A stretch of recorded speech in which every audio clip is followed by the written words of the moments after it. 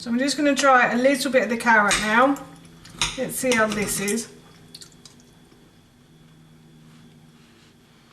It's a wee bit al dente, I have to say, al dente, but hi everyone and welcome back to Kiki's Kitchen, and if you are new here then hello and welcome. My name's Alexis, and in today's video I want to share with you how to make my delicious Harissa spiced roast chicken with Hasselback vegetables. As I just mentioned, today I want to share with you how to make some really delicious Harissa spiced roast chicken with Hasselback veg.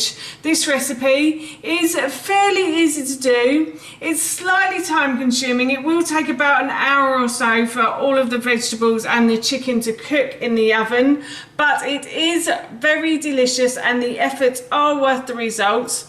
So I am using chicken breast today instead of a whole chicken, which makes it slightly easier. So this could be a great midweek meal. And this is a hack I got from my friend many years ago when her children were small. She wouldn't bother to cook a whole chicken because it would just take forever. She would just simply cook chicken breasts, and I thought to myself, that's a really good idea for a midweek meal. So that's what I like to do. And we're also going to be making some Hasselback carrots and potatoes as well. So for the Hasselback potatoes and carrots, what I have done is I have grabbed my carrot, I've peeled and chopped the top off. These are meant to be large carrots, but I didn't have any in the fridge today, so I'm only using small ones for this example, but large ones I promise you do work a little better.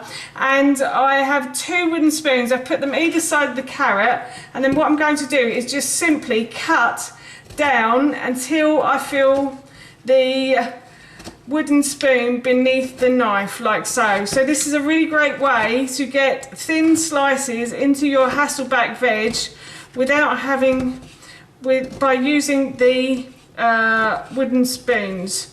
So I'm just going to do that, and then I'm going to move on and I'm going to make a sort of sauce for the potatoes next. So next I'm going to make a little bit of a sauce to cook the potatoes in when I put them in the oven. So in this bowl here I have a little bit of garlic ghee. So I've got about a couple of tablespoons of ghee that has just some garlic in it, and then I'm also going to add a teaspoon of dried mixed herbs to that as well.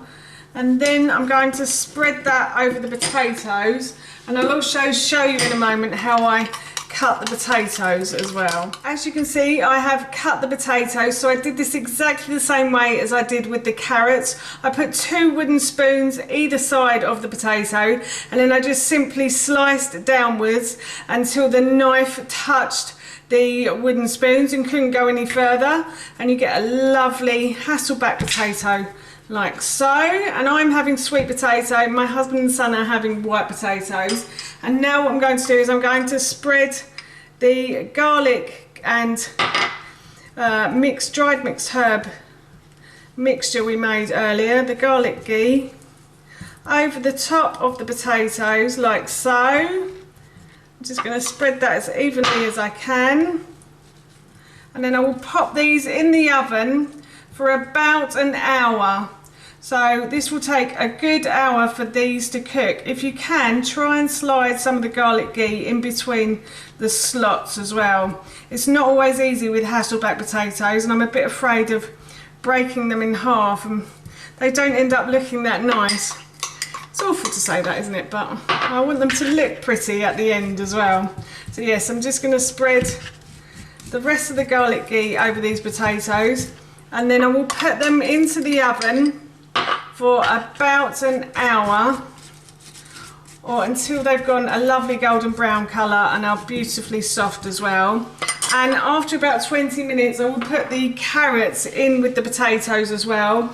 They don't need as long, the Hasselback carrots. They will need about 40 minutes in the oven. So as I said, I will pop those into the oven after about 20 minutes of these being in. Before I put the carrots in, I'm going to make the Harissa spiced chicken, and I just wanted to say that before I put the potatoes in earlier, I did preheat my oven to 200 degrees. So now I'm going to make the Harissa spiced chicken, and as you can see here I have a very strange mix of chicken pieces. That's because my son isn't the biggest fan of Harissa spice, so I'm going to leave a a chicken breast without any spices on it, and my husband and I are going to have spices on ours. So in this bowl here I have about a tablespoon of olive oil, and I'm just going to add a teaspoon of Harissa spices.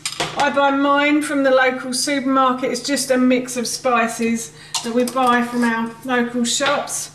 And I'm just going to stir those in until I make a paste, and then I'm going to brush that over the chicken like so, and I'm going to store this in the fridge for a little while before I put it into the oven. So once the carrots have been in the oven for a good 10 minutes, I will then put the chicken in and I will finish cooking the chicken.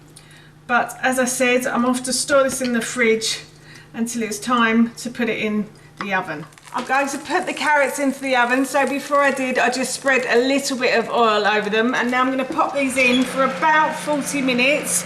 But during this process I have another baking tray in there which I'll take out and put the chicken in about 10 minutes. So everything is cooked. As you can see, the Hasselback veg is done and the chicken is also done as well. The juices are running clear from the chicken.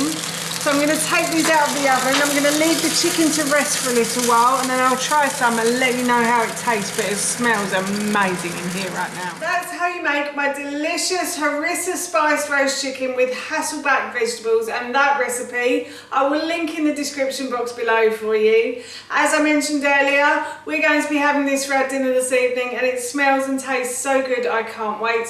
So for now, that's it from me. Thank you so much for watching, and I will see you in my next video. Bye!